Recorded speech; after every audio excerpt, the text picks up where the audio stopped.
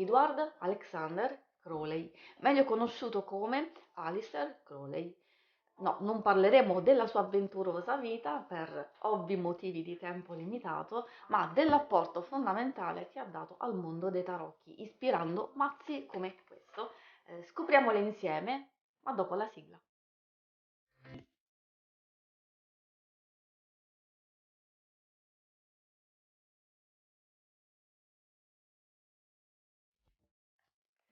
Ciao a tutti amici e amiche di YouTube, io sono Angela e vi do il benvenuto alla nuova puntata della Taroteca di Exoteric World.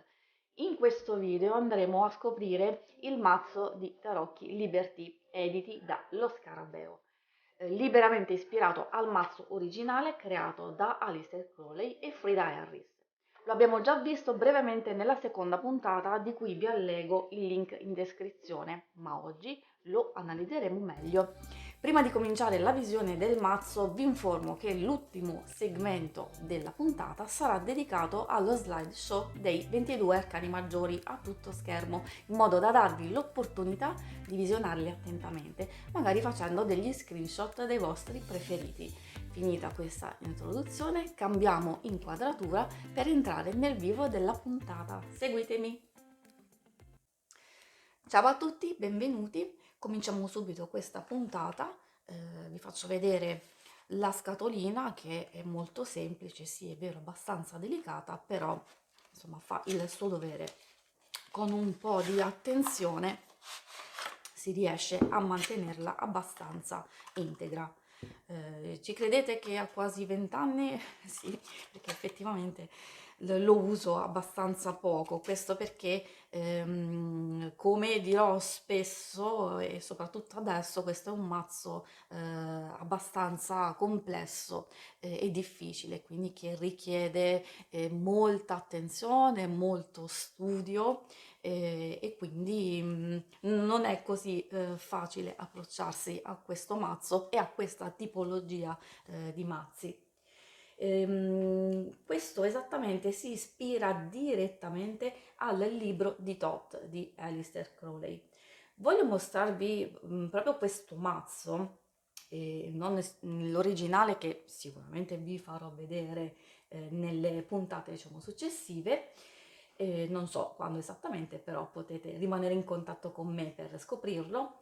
Perché prima di tutto ci sono affezionata, infatti grazie a questo ho imparato a conoscere la specifica tipologia di mazzi del genere che sono diversi ovviamente dai marsigliesi e dai Waite Smith e poi perché il Liberty completa e integra l'opera di Crowley e della Harris, in particolare negli arcani minori che poi vedremo. Quindi abbiamo già parlato diciamo, della scatola, sono riprese delle immagini ovviamente dei tarocchi che sono presenti diciamo, nel mazzo. La qualità sì, è abbastanza buona, anche la dimensione è ottima, anche soprattutto per chi ha le mani piccole come le mie, è perfetta. Sì, dicevo, la qualità è abbastanza buona, ovviamente bisogna fare sempre attenzione a quando si mischiano, è ovvio che col tempo vanno ad usurarsi soprattutto e a rovinarsi, soprattutto nei bordi, insomma qui qualcosina si vede leggermente, però come potete vedere abbastanza ancora integro. Qui potete vedere la presentazione della parte iniziale eh, con questa carta qui. Il dorso è molto affascinante perché c'è questo blu che è il colore della saggezza e della spiritualità. E questa carta qui esattamente la vedremo nell'arcano. Non vi svelo il nome perché ovviamente già se avete visto la puntata, soprattutto la prima e la seconda puntata che ho fatto della Taroteca, sapete che alcune carte hanno nomi diversi. Quindi questa è una carta proprio presente negli arcani maggiori e la vedremo adesso. E quindi, bando alle ciance, andiamo a vedere nel vivo, proprio arcano per arcano, così potete visionarli meglio.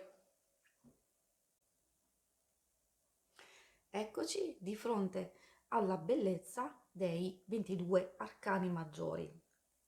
Vi ricordo, sì, potete fermare anche in questo momento e avere una visione completa di tutti e 22, però diciamo, vi ricordo che potete visionarli uno per uno alla fine con lo slideshow. I tarocchi Liberty sono anche chiamati tarocchi delle stelle eterne e sono stati pubblicati questi esattamente nel 2007. Sono nati dalla collaborazione tra Roberto Negrini, uno dei più grandi esoteristi italiani, e Andrea Serio, l'artista che ha realizzato graficamente e magistralmente le carte. Per la precisione, questo mazzo fa parte di una collezione, la Grande Enciclopedia dei Tarocchi, Fabbri Editore in collaborazione con lo Scarabeo, e quindi non vi è esattamente allegato un libricino che possa spiegare i significati e la complessità di questo mazzo. Quindi consiglio comunque di comprare dei libri che vi possano aiutare, ad esempio Tarocchi Specchio dell'Anima di Gerd Ziegler, spero di averlo pronunciato bene, oppure i tarocchi di Aleister Crowley, I segreti del libro di Thoth di Negrini, Tebani e Berti, dove viene appunto spiegata, insomma, nel miglior modo possibile la complessità del pensiero di Crowley. I tarocchi Liberty riprendono abbastanza fedelmente il mazzo originale creato da Crowley e la Harris, quindi mi sembra doveroso dire molto molto in breve che la Harris lavorò ai disegni a partire dal 1938 e addirittura per ben 5 anni. Cosa che all'inizio non era proprio prevista, soprattutto dai piani di Crowley, che pensava di riuscire a completarli nell'arco di pochi mesi, però non fu esattamente così. La Harris utilizzò le descrizioni e gli schizzi di Crowley e che purtroppo non videro mai pubblicato il loro mazzo durante la loro vita, perché Crowley morì nel 1947, mentre la Harris morì nel 1962. Delle stampe furono mostrate nel 69, quindi alcune opere della Harris, proprio diciamo del mazzo originale, ma attualmente in commercio è stato pubblicato e c'è ancora in commercio una pubblicazione del mazzo pseudo originale così che è stato pubblicato la prima volta nel 1977 e quindi questo effettivamente lo prendo in seria considerazione perché è proprio un diretto discendente di quel mazzo lì. Come potete notare, gli arcani maggiori già da un primo sguardo risultano proprio bellissimi, cioè questo tripudio di colori, di elementi, forse per alcuni di voi possono essere eccessivi, no? Perché veramente sono tantissimi, bellissimi e molto difficili da integrare l'uno con l'altro. Per questo è un mazzo che è adatto principalmente a lettori e cartomanti più esperti che vogliono conoscere ed esplorare, ma anche perfezionare la propria conoscenza della simbologia e dell'esoterismo in genere. Proprio per entrare in contatto con la magia di queste carte sicuramente può aiutare la lettura intuitiva, quindi già se si ha un buon bagaglio, una buona conoscenza dei simboli, in qualche modo si riesce. Invece consiglio magari a un neofita che può appunto essere affascinato e io comunque lo consiglio di comprarlo e consiglio quindi di studiarlo pian pianino, di mettersi lì con attenzione e con cura. Consiglio comunque di iniziare prima a utilizzare gli arcani tradizionali, così poi man mano di andarli ad integrare con tutti i significati. Partiamo subito, vabbè, subito è la cosa, diciamo, principale da dire, perché non mi voglio disperdere tra tutti i simboli e i significati, insomma, che sono qui, perché come potete vedere sono troppi, sono troppi, sono tantissimi, quindi vi invito a cercarli e conoscerli uno per uno. Quello che vi posso dire è che negli arcani maggiori ovviamente sono state fatte delle modifiche, soprattutto in alcuni nomi di carte. Per esempio, al numero 8 qui abbiamo l'adattamento, e questo è quello che vi dicevo prima, cioè il dorso. Infatti della carta, di tutte le carte, c'è appunto l'adattamento, che in pratica si riferisce alla giustizia. Poi abbiamo al 11, esattamente qui, la forza che qui viene chiamata, in questo mazzo qui specifico, la libidine, però insomma si parla di lussuria, quindi chiamare la libidine o lussuria è la stessa cosa. Inoltre poi abbiamo la temperanza al 14, eccola qui, che poi insomma potete vedere meglio dopo, dove c'è scritto arte, quindi viene chiamata arte. Poi abbiamo il giudizio e il mondo. Il giudizio, questo è eone, quindi specifico bene eone. E poi abbiamo il mondo, che diciamo qui viene chiamato universo. Bellissima, cioè, questa è forse una delle più belle. Sono belle tutte, veramente tutte, tutte, e sono molto affascinanti. A me piacciono proprio perché sono molto intense e colorate, però sono proprio belle. La particolarità è che si può adottare qualsiasi tipo di lettura, quella intuitiva, quindi lasciarvi coinvolgere e trascinare dalle figure, dal carattere, no? Dalla posizione, dai colori anche. Per esempio, qui questa la giustizia o adattamento, dove sono predominanti i colori del blu e del verde, quindi è molto, molto forte il carattere e l'impronta che vuole dare di questa carta, cioè della saggezza, della spiritualità, il verde, la capacità insomma di portare in concretezza le proprie idee.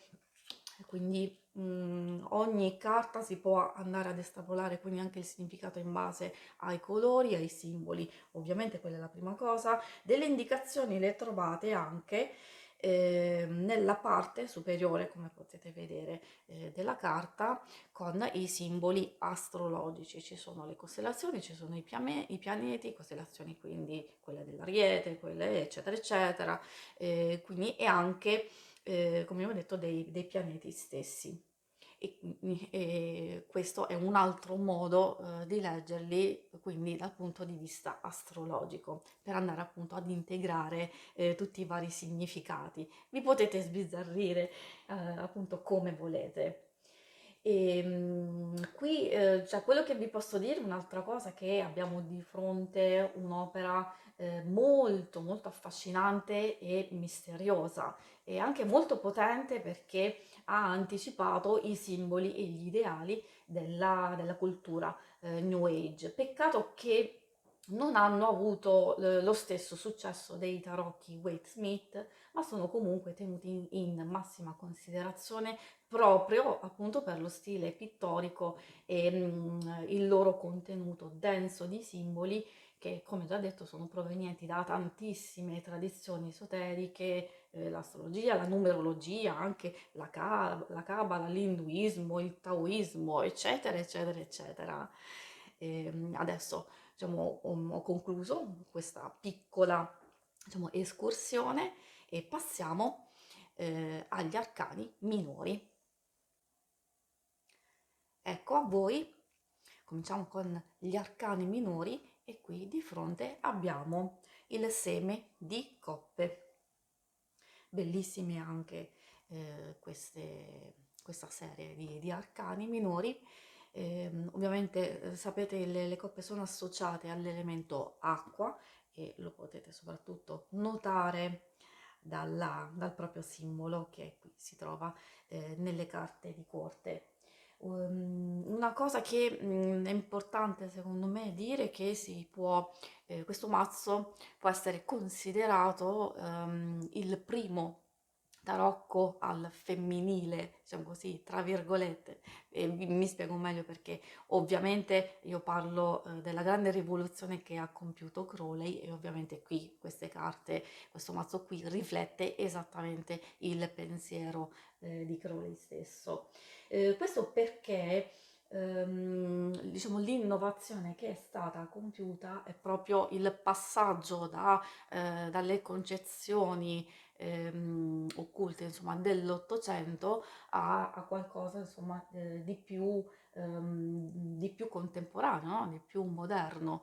Come lo possiamo proprio vedere in modo concreto proprio dalle carte di corte, perché questo mazzo è stato, diciamo, il primo ad introdurre una distinzione più netta tra una distinzione e una parità tra i sessi, quindi non abbiamo più le classiche figure di corte, quindi il fante, il cavaliere, la regina e il re, ma abbiamo la principessa, il principe, la regina e il cavaliere. Quindi, come potete vedere, c'è una parità. Poi un'altra cosa importante proprio diciamo, di questo mazzo qui che effettivamente siccome è concepito come rappresentazione delle forze, delle dinamiche dell'universo che appunto si riflette diciamo, nel nostro mondo, nella nostra individualità, nell'essere umano, ovviamente questo mazzo vede nell'individuo diciamo, come se fossimo delle stelle, in pratica, così per meglio spiegarmi, delle stelle che hanno una propria luce e quindi sia riflettono questa luce qui, sia emanano una certa energia. Tutto questo appunto lo possiamo vedere negli arcani minori. E infatti, diciamo, qui abbiamo di fronte le coppe che riguardano i sentimenti, la spiritualità, quindi la nostra interiorità e quindi quello che c'è di più nell'animo, nell'emotività dell'individuo stesso. E quindi queste energie, questa luce, appunto, la possiamo ritrovare in tutti gli arcani minori dove ovviamente studiandoli possiamo notare tutte le interazioni, attrazioni e repulsioni che si possono trovare ovviamente anche nella nostra vita quotidiana. Adesso passiamo agli altri arcani minori. Andiamo ad osservare adesso i pentacoli che, attenzione, attenzione, qui abbiamo un'altra novità, in questo mazzo vengono chiamati sfere, esattamente, quindi diciamo, non vedo una grossa divergenza e difficoltà insomma nel chiamarle sfere, oppure magari potreste pensare ai pentacoli, però il riferimento è comunque quello. Diciamo, interessante proprio l'idea e la concezione della sfera stessa, anche a livello simbolico. Sappiamo già quindi che è collegato all'elemento terra, quindi che potete vedere anche qui nelle carte di corte e quindi diciamo sapete che effettivamente i pentacoli o sfere riguardano in questo caso diciamo specifico di questo mazzo qui le attività intellettuali, le ricchezze materiali e tutto ciò che va ad esaltare il proprio io effettivamente. Quindi Anche qui c'è un bello studio da approfondire in base a tutto, ovviamente a tutto quello che vedete. I colori, sì, insomma, bene o male, ripercorrono un po' quelli degli altri arcani minori, come potete vedere, dove è preponderante questo universo, questo cielo stellato, insomma, che vedete come sfondo in quasi tutte le carte, qui sì, in tutte, tranne c'è questo asso che si può vedere negli angolini e quindi adesso potete fermare l'immagine proprio in questo momento per avere una visione completa anche del seme delle sfere e noi ci vediamo per il prossimo seme. Ed ecco a voi gli scettri. Ebbene sì, ho detto proprio scettri perché in questo mazzo i bastoni vengono chiamati appunto scettri. Collegati all'elemento fuoco, quindi ci indicano l'energia in genere, l'attività fisica, soprattutto la volontà che è diretta alla soddisfazione, no? Delle necessità sia diciamo biologiche sia altre necessità anche fisiche e parla soprattutto ovviamente del maschile, sì, questo è vero, quindi di tutti gli attributi al maschile del vigore, della forza fisica e quant'altro.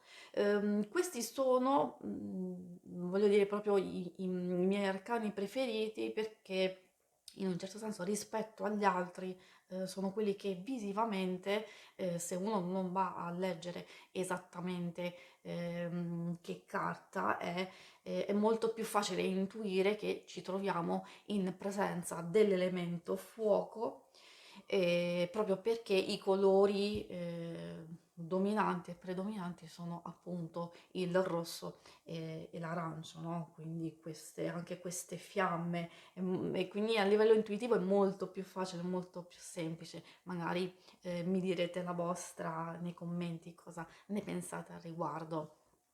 Molto belli e affascinanti anche questo gruppo di arcani appunto chiamati scettri. E adesso passiamo all'ultimo gruppo. Per concludere questo viaggio, ecco qui di fronte a voi le spade governate dall'elemento aria,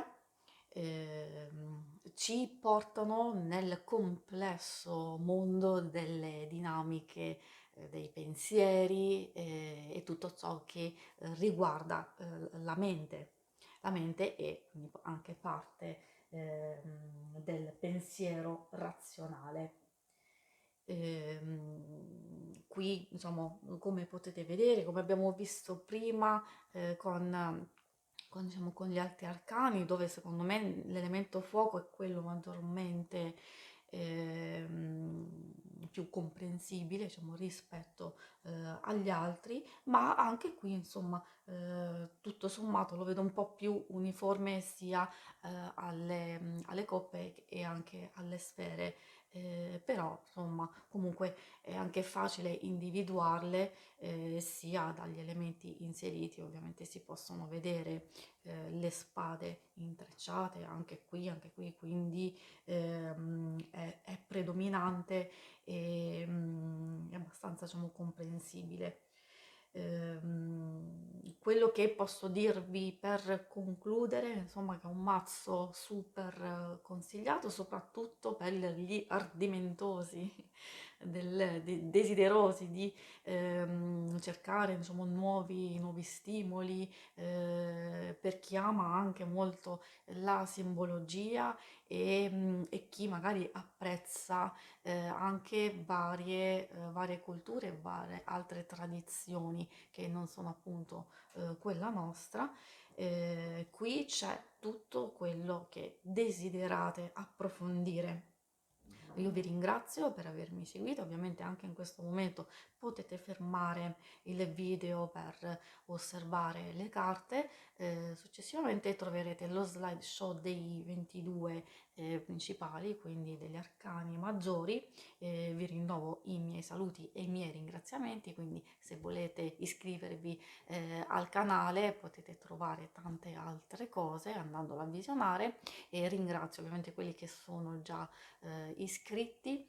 Vi ricordo che mi potete seguire su Instagram, ho anche un gruppo Facebook per delucidazioni, informazioni, per prenotare consulti potete contattarmi tramite mail e Telegram e anche Messenger. Trovate tutti i link in descrizione al canale e anche qui sotto.